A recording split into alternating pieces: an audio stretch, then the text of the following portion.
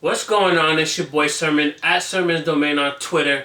Last night, Lil Wayne put out a new record titled Grateful, and it features Gudda Gudda, an artist who's been signed to Young Money. If you don't know Gudda Gudda by now, are you really a Wayne fan? Anyways, the record came out through TIDAL, and the most intriguing part of it was Wayne's message that came with it. In Instagram and Twitter, he said, "New chapter," all caps. And if you know Wayne in the last week has been talking about how he wanted to retire, how he wanted just to have like a moment of peace. And we've seen all kinds of artists come to his aid and support him. Chance the Rapper, Kendrick Lamar, and so many other names have said, don't retire. We really want you to stay in the game. So Wayne now is at this new chapter. And so is this him hinting that he's finally free from Cash Money's death grip? It seems to be that way, but we've heard Wayne talk in this situation before. I mean, on the record he says, "You can't see Stunner right next to me. You won't see Stunner write checks for me. They can't put no more Wheezy Baby out. That's that Cash Money vasectomy." Again, we've heard lyrics that are similar to that over the last 2 years, so there's no confirmation that Lil Wayne is off Cash Money 100%, but it could be nearing the end, and Wayne's getting a jump start on it. The production is handled by Street Runner and Ruga Ra. If you know anything about Lil Wayne and Street Runner together, they have made classics. Do It Again, Cry Out, Trouble, Rumpa Pum Pum, so many records over the years. Some of the best records that I've heard Wayne on come from his collaborations with Street Runner, so I was happy to see that Street Runner's on here. You can hear the sample from Father Stretch My Hands Part 1 in this beat. Like I said, same kind of melody, but it's flipped slightly differently.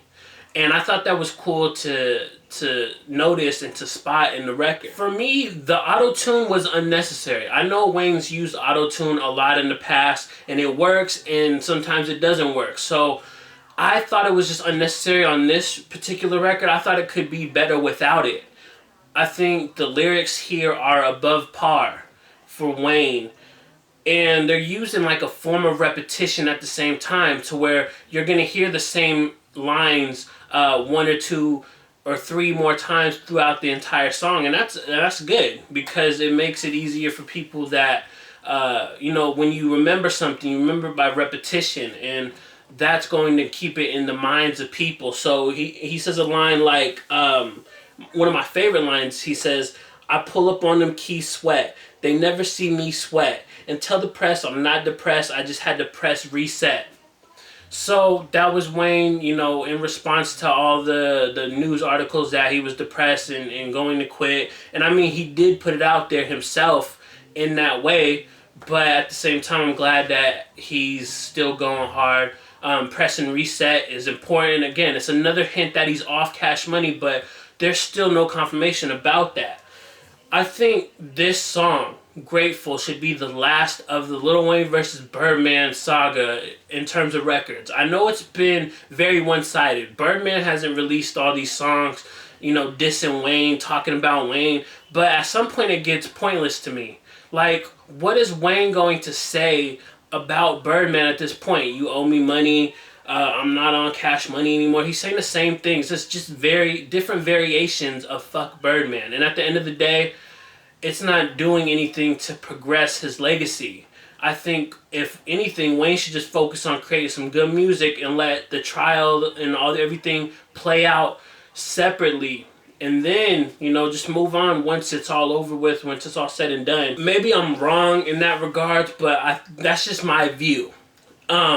Talking about Gudda Gudda, I love that Wayne and Gudda are still working together in this day and age, especially because you don't hear too much from Gudda. He's been on Guddaville Part 4 for a long time in terms of waiting. So it's like, what's the wait for?